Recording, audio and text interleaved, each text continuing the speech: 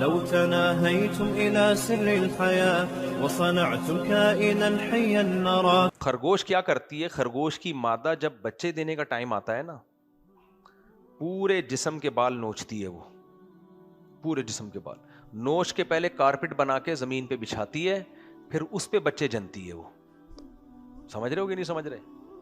کتنا مشکل کام ہے یا نہیں ہے اس کو؟ یعنی بچوں کی کیئر کے لیے پہلے کارپٹ بچھائے گی، پھر اس کے اوپر بچے دے گی اور اپنے پورے بال نوچ دیتی ہے. ہمارے ایک دوست نے تجربہ کیا، کہتے ہیں کہ میں نے کہا یار یہ اس کے پاس اتنی عقل کہاں سے آئی ہے؟ تو شاید یہ اس نے اپنی ماں کو ایسے دیکھا ہو. بھائی پرمپرا ہے ہماری، ہمارے خرگوش کے ہمارے باپ داداؤں سے یہ سلسلہ چلا آ رہا ہے تو ہم نے بھی دیکھا ہے. کہتے ہیں میں نے کیا کیا، بچپن ہی سے ایک جوڑے کو الگ کر دیا کہ اس کو بالکل کوئی کبھی خرگوش دکھاؤ ہی نہیں، اس نے یہ منظر کبھی دیکھا ہی نہ ہو.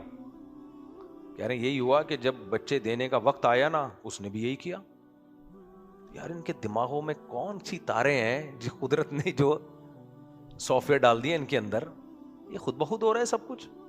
یہ نہیں ہو سکتا میرے بھائی. اللہ نے اپنے ہونے کے اور اپنی طاقت اور کمالات کے اتنے دلائل دے دیے ہیں کہ میرے بھائی اب اللہ کوئی بھی بات کرے نا تو جس میں تکبر نہیں ہوگا وہ کہے گا اللہ صحیح کہہ رہا ہے، جس میں تکبر ہوگا جو اپنی اوقات بھول جائے گا وہ کہے گا نہیں یہ نہیں ہو سکتا. تو اللہ کہتا ہے کہ میں موت کے بعد تمہیں دوبارہ زندہ کر کے اپنے سامنے کھڑا کروں گا حساب و کتاب کے لیے.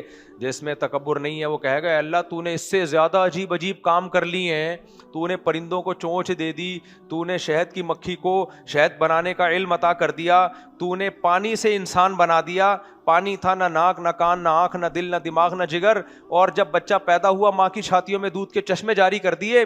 تو یہ کون سی کوئی بہت بڑی بات ہے تیرے لیے؟ تو مار کے مٹی کر کے دوبارہ بنا دے گا. لیکن جو سائنس پڑھا ہوا آدمی ہے نا وہ پاگل ہوتا ہے، سمجھ رہے ہو؟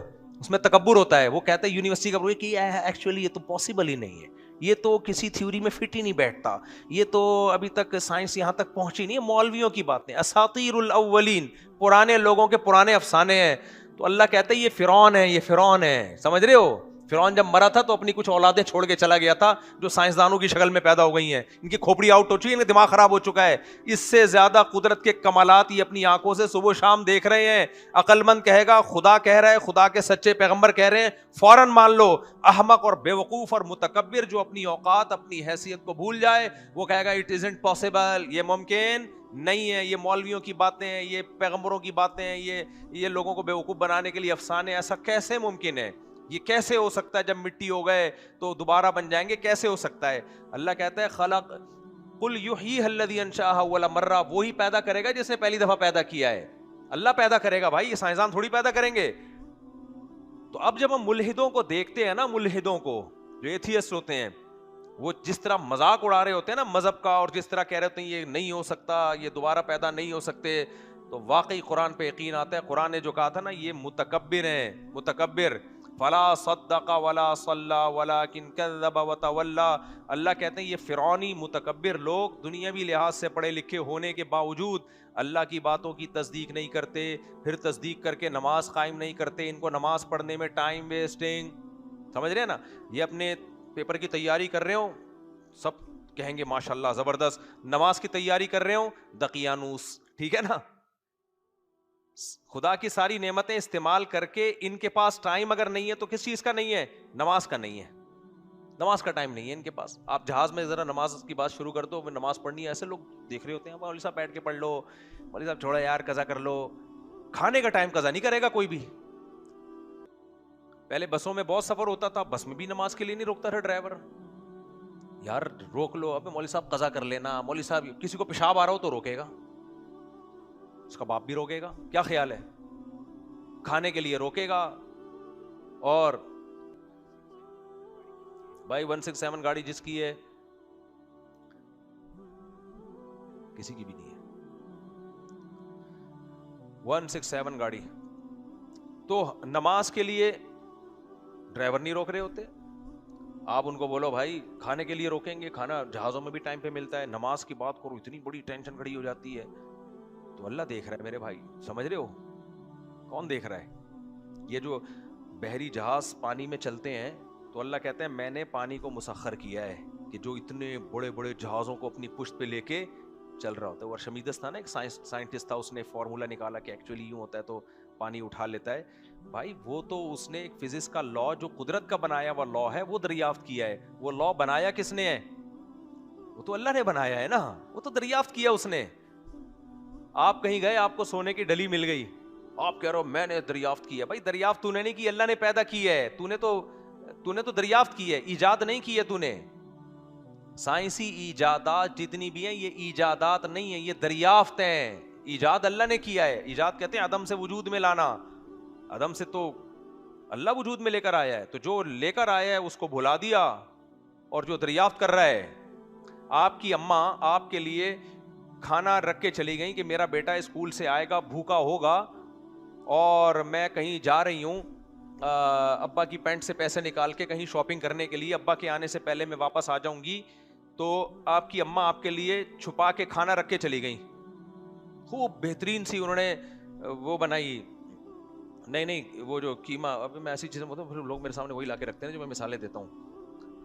یوں سمجھ, کوئلے کا قیمہ نہیں ہوتا جس کو کوئلے کا دم دیا ہوا ہوتا ہے.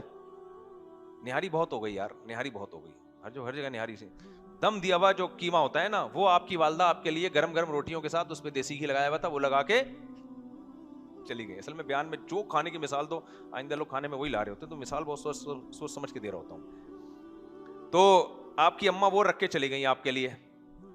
آپ تڑپتے ہوئے آئے, دونوں بھائی آئے نا, اور کھانا کہاں ہے. تو اماں نے غلطی سے ایسی جگہ رکھ دی کہ وہ بچوں کی پہنچ سے دور. ایک بھائی نے وہ کھانا دریافت کر لیا, اب دونوں مل کے کھا رہے ہیں, بڑا مزہ آ رہا ہے, اور ایک بھائی کہہ رہا ہے میرا احسان ہے, میں نے دریافت کیا ہے. وہ کہے ہاں بھائی تو نے دریافت کیا, تجھے سلوٹ ہے. ماں آئی تو ماں کا کوئی شکریہ ادا نہیں کر رہا.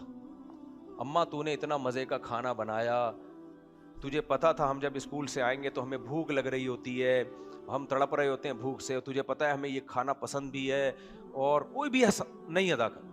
بس جس نے دریافت کیا نا, یار تیرا احسان ہے یار, تجھے پتا چل گیا تھا فریج کے فلاں کونے میں رکھا ہوا ہے یہ کھانا, یہ اوون میں رکھا ہوا ہے, یہ الماری میں رکھا ہوا ہے. یہ کتنی بے شرمی کی بات ہوگی کہ نہیں ہوگی. ماں کہے گی کمبختو میرا تو شکریہ ادا کرو, میں نے محنت سے بنایا, گرچہ ابا کی پینٹ سے پیسے چرائے تھے لیکن چرائے تو تمہارے لیے نا. بنایا میں نے, پکایا میں نے, خیال میں نے کیا کہ میرے بچے آئیں گے, کھانا بھوک لگ رہی ہوتی ہے. یار دادیاں بھی بڑی, یہ جو گھروں کے رشتے ہیں نا یہ بڑے پیارے ہوتے ہیں, یہ جب ختم ہوتے ہیں تو انسان کو یاد آتے ہیں. میرا اسکول بہت دور تھا, میں پیدل آتا تھا بہت دور سے, بستے بھاری بھاری لٹکا کے نا بہت دور پیدل آتا تھا. مجھے یاد ایک دن میں آیا دوپہر, جون جولائی کا مہینہ, میری دادی نے اتنا بڑا لسی کا گلاس میرے لیے نا فریج میں چھپایا ہوا تھا انہوں نے, کہ یہ آئے گا تو, یعنی اتنی گرمی میں آئے گا تو یہ پیے گا. بہت پرانی بات ہے, لیکن یہ کتنے پیارے رشتے ہوتے ہیں, یہ کتنے مقدس رشتے ہوتے ہیں. اور انسان آج کے نوجوان کوئی خیال نہیں کرتا بوڑھوں کا, گھروں کے. خیر, تو میں جب بھی یہ واقعہ سناتا ہوں نا, مجھے اس طرح کا کوئی واقعہ, مجھے یاد بہت آتا ہے وہ واقعہ. خیر, تو اب ماں کا شکریہ ادا نہیں ہو رہا ہے بھائی, اور بھائی کا ادا ہو رہا ہے. یہی کام ہم کر رہے ہیں. سائنسی ایجادات دیکھ کے امریکہ نے یہ کر لیا, جاپان نے ایسی ٹرینیں بنا. جاپان نے جو لوہا نکالا ہے وہ تمہارے باپ نے زمین میں رکھا تھا بھائی. ٹھیک ہے ان کے کمالات ہیں, لیکن پہلے کس کا شکر ہوگا. اور یہ سب ہم بھی کر لیتے. ہمیں تو جو چیزیں حکمران ملے ہیں میرے بھائی, وہ ہوتے ہوئے تو جتنی لوگ کہہ رہے ہیں نا کراچی میں گٹر کے ڈھکن نہیں ہے, کہتا ہوں اب سوچ کا زاویہ بدلو. اب جتنے ڈھکن ہیں ان پہ شکر ادا کرو. نہیں آئی سمجھ میں بات, کیونکہ جو ہم پہ مسلط ہیں ان سے, ان ڈھکنوں کی بھی ہمیں امید نہیں تھی جو لگے رہ گئے ہیں. اچھا سوچو کہ ڈپریشن کیا ہوگی آپ کی. میں تو جب کسی گٹر کا ڈھکن دیکھتا ہوں کہتا ہوں یار ماشاءاللہ اس علاقے کے ناظم, اس علاقے کا میئر, سبحان اللہ یار, ایک ڈھکن ہے. اب تو ہم یہ سوچ رہے ہیں یہ جو مسلمان ترقی میں پیچھے رہ گئے, بھائی مسلمان نہیں رہے ہیں, ہم پہ جو مسلط ہوئے ہیں یہ ان کی قصور ہے, اسلام کا قصور نہیں ہے. ہم ان سے آگے ہوتے, ورنہ کون سی, کیا اسلام نے ہمیں تعلیم سے روکا ہے؟ تبھی تو مسلم سائنٹسٹ تھے جنہوں نے سائنسی ترقی کی بنیادیں رکھی ہیں. تو خیر کہاں سے کام، پھر سیاست میں سوچتا ہوں نہیں جاؤں میں. سڑک پہ جب آپ چلتے جا رہے ہو نا تو یہ نہ دیکھو کھڈا آ گیا، جب نہیں کھڈا آئے تو بولو دیکھو نہیں آیا، 5 منٹ ہو گئے کھڈا نہیں آیا، اس پہ خوش ہوا کرو. الٹا سوچو، اب وہ نکال دو دماغ سے، پاگل ہو جاؤ گے ورنہ. اب تو میں جاتا ہوں کراچی میں کوئی اچھا علاقہ نظر آئے کچرا نہیں، ارے کچرا نہیں ہے، سب خوش ہو رہا ہوتا ہوں. اس روڈ پہ 2-3 دفعہ چکر لگاتا ہوں. تو یہ پیدا میرے بھائی سب کس نے کیا ہے؟ اللہ نے پیدا کیا. تو اس اللہ کا تو شکر ادا نہیں ہو رہا.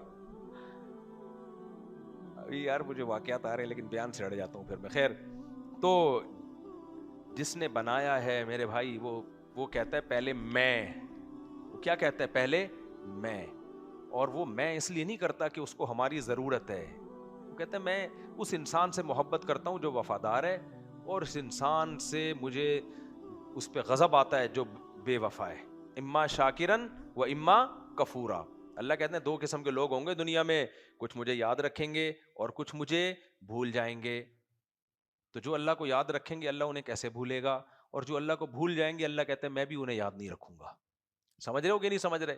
تو اس لیے میرے بھائی مذہب کی تعلیم یہی ہے کہ اپنی اوقات پہچانو، اپنی اللہ سے آگے جانے کی کوشش مت کرو.